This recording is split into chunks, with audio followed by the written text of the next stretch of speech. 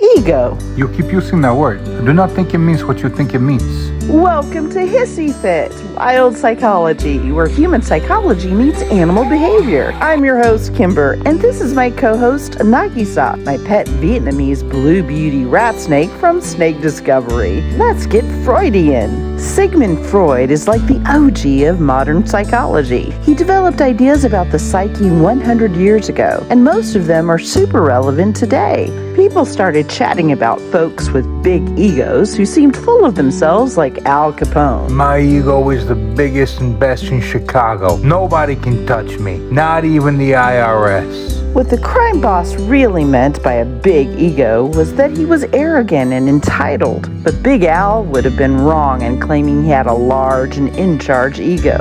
So what actually is an ego? And what about the other two parts of the psyche that Freud came up with, the id and the superego? Let's get right to it. Id is like a big kid who always wants what they want when they want it. It's all about pleasure and meeting basic needs like food, water, and playtime. The id is like a little voice in your head saying, I don't need to eat healthy. I want a bunch of cookie and cream ice cream right now. I call my id Kimmy. So let's talk next about the superego.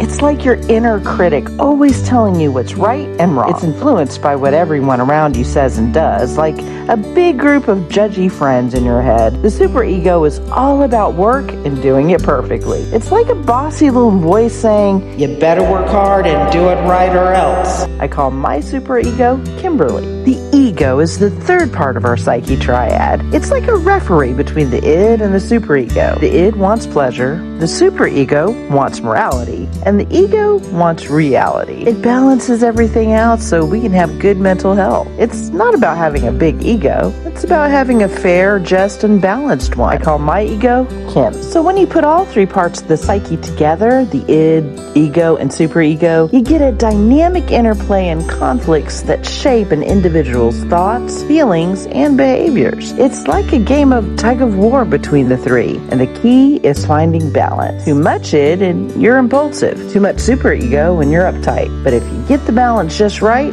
you're golden. I call my whole psyche Kimber. Until recently, when I pictured Kimmy, Kimberly, and Kim interacting, honestly, they were always fighting. Kimmy wanted to play more. Kimberly was overly critical and never satisfied with the amount of work the whole system got done.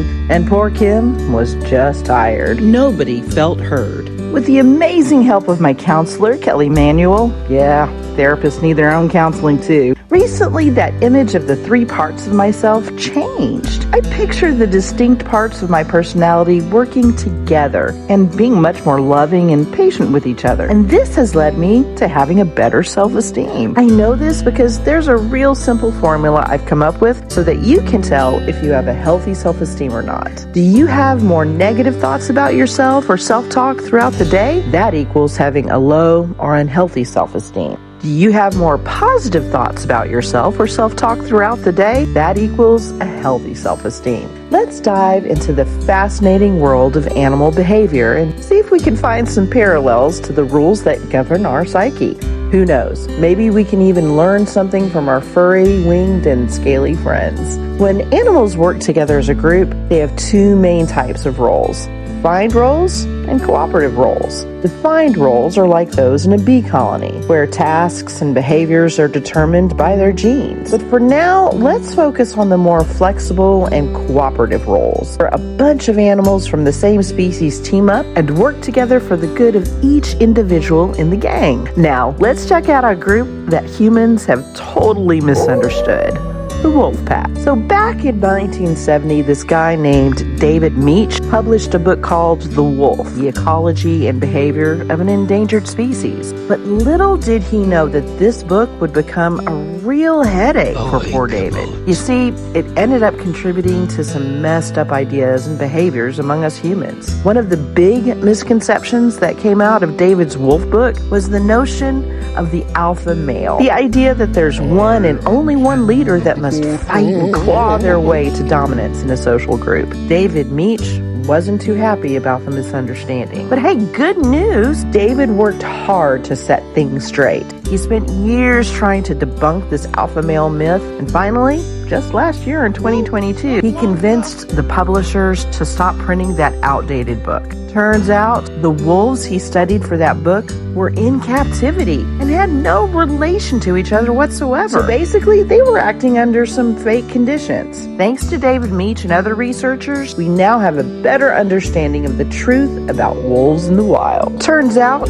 the wolf pack is actually a family, much like our human family. There's usually mom and dad, and they do lead the group, just like human parents hopefully do. The adults go and hunt for their family to provide for all of them, just like most human parents do. So the wolf parents could loosely be compared to our superego. The wolf parents teach their pups how to live and work together through corrective play. Humans could learn a lot from wolf parents. When the parents of a wolf pack go out hunting for food, it's the older siblings' job to step up and take care of the younger pups. It's like they're the ego, finding the perfect balance between the parents and the little ones, just like their parents taught them. The older siblings help shape and guide the youngest members of the pack through positive play. Sometimes, though, these older siblings break away from the group to find a mate. But don't get it twisted. The idea of there being only one breeding pair in a wolf pack is simply not true. Whether or not an adult sibling returns to their family of origin actually depends on the availability of resources. In harsh conditions, you might have around 3 to 4 individuals sticking together, including the 2 parents and the surviving pups. But in places like Yellowstone, where resources are abundant, the family can be a mix of parents and pups from different litters, aunts, uncles, and even cousins. And when it comes to battles, it's not really about individuals in the same pack. It's more about different wolf packs competing for resources. And just like our id, the youngest pups in the wolf pack are motivated by their own needs and wants. They're still growing and haven't quite mastered the art of impulse control. You can think of them as the ones that are all about play, play, and more play. They're not too concerned about what's happening in the distant future. It's all about the here and now for those little furballs. So in a way, you have a delightful little family making up the distinct parts of who you are. The main thing for you to remember is balance. I worked with women in prison serving time for multiple DUIs, and they often struggled with this balance. Some were middle-aged women who had gotten a couple of DUI charges in their 20s, then settled down, raised their families, and worked until their children left the nest. After working mostly for their superegos for over 20 years and hardly ever getting the chance to let their ids play,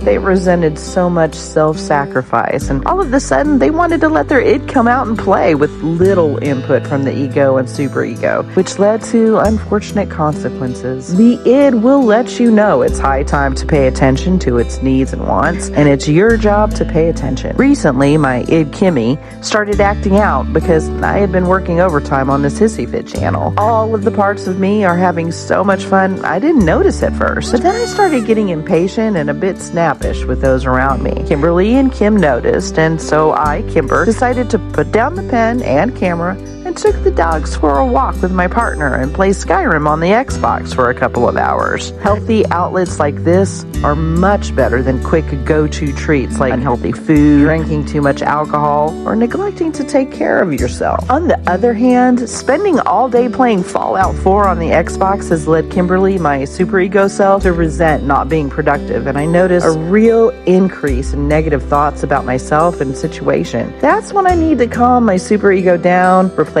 negative thoughts with realistic positive ones, and get some work done so I'm not neglecting Kimberly. What are your own thoughts about the different parts of your personality? What do you think about picturing them as parts of a family, wolf pack, or other kind of cooperative role animal grouping, like a skulk of foxes, a murder of crows, or a den of garter snakes, or even a cat who is meowing while I'm trying to record? Maybe it would help you picture the different aspects of yourself working together for the benefit of the whole, like it did for me. You could work for the benefit of Hissy Fit without spending a lot of time and no money by liking, subscribing, and commenting. We're trying to start an animal rescue, and I would love to make this my full-time career, so it would help a tremendous amount. Thank you so much for watching until the end, and it is my dearest hope it helped you understand yourself a bit better. better. Thanks to these wonderful contributors to this video, and please check out their links and information in the description below, as they are all masters in their field and happen to all own